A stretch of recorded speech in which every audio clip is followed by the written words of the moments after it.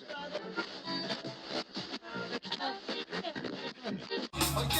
y'all.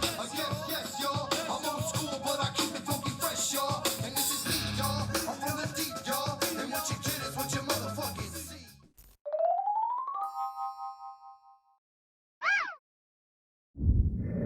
Welcome back, humans!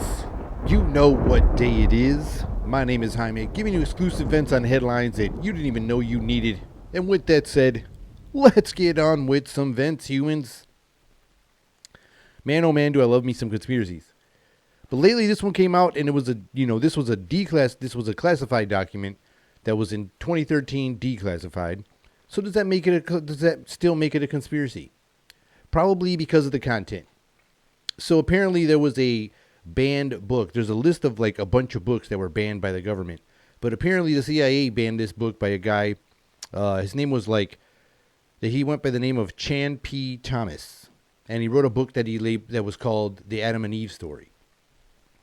And inside this Adam and Eve story, he was detailing pretty much like, a play-by-play of like the end of the world. Like when it was like he was pretty much predicting the end of the world and saying when it was going to happen. Like he even had like a date, like when it was going to happen. And I guess the details were so specific that the CIA decided to ban this book. And they needed some more research. This guy was going off of patterns of our history of things that kept repeating themselves and things like that. It was really wild. It's real interesting. The book, you can get it some places. I don't know how accurate it is, but I guess it was only like 50 something pages. And some people believe that like some pages were missing. But I don't know. Some people are calling BS on that part as far as the pages go. And I think it was like accurately, the amount of pages. But it depicted all these historical cataclysmic events that were happening just through natural cycles of the planet. And it was like natural cycles of the planet itself. It wasn't like due to, anything that we were doing. I guess these things were just like happening, on a cyclical pattern. And so there's been like a lot of evidence and things like that. So this book was like, I guess it was so crazy that, they didn't want it to come out to the public, scare everybody like War of the Worlds did, when Orson or whatever his name was did that radio broadcast and people just started tripping thinking, that real alien invasion was real.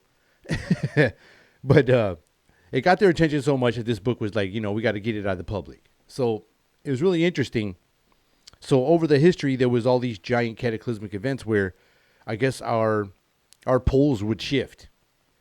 So in this book, he claims that back in the day, that our poles would shift, and it would happen like within like minutes. It wouldn't take like, it's moving like a certain amount of centimeters a year. In this many years, I guess this thing would happen, in an instant. It would just like flip. We'd be spinning like a top or something like that on our axis, and then those things are just like, all right, time to switch sides. Switch, and then all that shit's got to catch up from the wind, the climate, everything. So I guess. A bunch of, messed up stuff would happen. There's been all kinds of evidence of like through our history, and you can tie it into all these old historical books from like the flood from Noah to like, there was other stories from Egypt and China of all these big things happening with these floods. And they all happen around the same timelines of what this guy was talking about during his history research. It was really interesting. And then you look at all these pictures they were showing where there's like these traces of all these waves, like these big hills all throughout these deserts and valleys and everywhere where there's no water anymore. And these like, 10, 5-story, 8-story built, size hills with all these waves going through. They claim that, a lot of scientists are claiming those are like signs of like water that came through at a high rate of speed with a lot of force and power. So, this guy's book was, coming like people were thinking this is like really true that was happening. He even said like there was evidence that, there's a lot of evidence of water damage on the Sphinx. When you go into Egypt there's like all this evidence of water that came through. They claim this stuff happened like really fast, and they could have tied into this guy's story of one of these, pole shifts happening and around those times. But he said scientists get really pissed off because it fucks up their saying, because they say that the Sphinx is many years old. But this guy's saying if this water passed through and damaged the Sphinx is way older than, what these scientists are claiming. So it makes these guys butt heads, and that's where this, is it true or bullshit coming around. And it's really crazy when you think about it, because all these stories tied into around the same timeline as he was going through this, back in this, the historical timeline, these cataclysmic events that happened in different parts of the world were all around exactly like the same time. It was really weird. So this, this big giant flood or this big pole shift could have really happened, multiple times in our history. And he claims that we're due for another one. And I think that's why, I said, I think that's why the government was like, hey, we better do some research on this. What's this guy talking about? He is a legitimate doctor. His credentials are legit. Maybe we should hold this book down and just take a look at it for a little while. So they take this book, like I said, they classified it. And then in 2013, I guess they declassified the book. And I don't know why they decided to now let's just declassify the book. Now let's just let everybody look at the book. Now you sit back and wonder, and after all this time, it was so serious that you locked it down for a long time, and now you're letting it out. There could be some options. Let's do some hypothetical reasons on why they decided to declassify it. Could it be that it was all BS and they didn't care anymore after they did a research? Like, oh no, this doesn't, his math isn't adding up. This is, he didn't cross enough T's and dot enough I's. This is some bullshit. Or it was really true. And this is like some 2012, like that 2012 film, like we ain't invited with these secret, invitations to the getaway party. Like, are they going to have some kind of special getaway ships, boats, planes? I don't know what they're going to do. Are they going to hide in orbit? I don't know what's going down when the pole shift happens.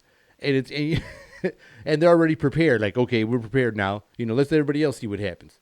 We're just going to put it out there. And or is that the other reason? Like I said, those were just two hypothetical options, but I'm just saying, humans, this is pretty interesting things. And they say that they compared it to they say the Earth is spinning I forget how many thousands of miles per hour, and then the axis is spinning and all this stuff. And they say to try to imagine that all that spinning, that's all happening and going its own directions and doing what it's got to do out there in space. And then all of a sudden it just automatically stops. Like everything just hits the brakes.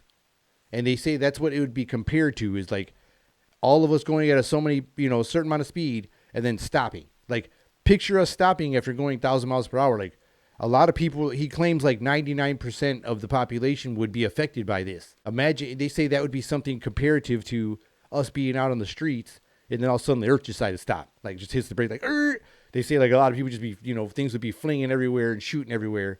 I don't know. Like I said, I'm not the one who's saying is this guy, And that would just be pretty wild to think about and pretty scary because they say, like I said, they say there'd be a new equator and a new North and South Pole, and then all the climates and everything go bananas trying to catch up. That would be pretty scary. And temperatures would be all over the place. They said some things could freeze in minutes. He has very crazy detail when you read this little, 50-something page book here. He made a bold prediction that it would happen around the year 2000. And I guess, it didn't happen, thank goodness. Like I said, he's just a little bit late. And there's been other prophets that have came back. I don't think he's a prophet, but there's been Nostradamus and these guys making these, crazy claims that this things could happen around this year 2000. But we're around 2023 and maybe their calendars were a little off. And it could be like tomorrow or maybe 2 weeks from now or something like that. Hopefully it isn't. And their calendar is way off. That's what I'm hoping, humans. That's what I'm hoping. Well, I hope y'all enjoyed this episode. And this has been another episode of Meant to Vent. Till next time, humans. See ya.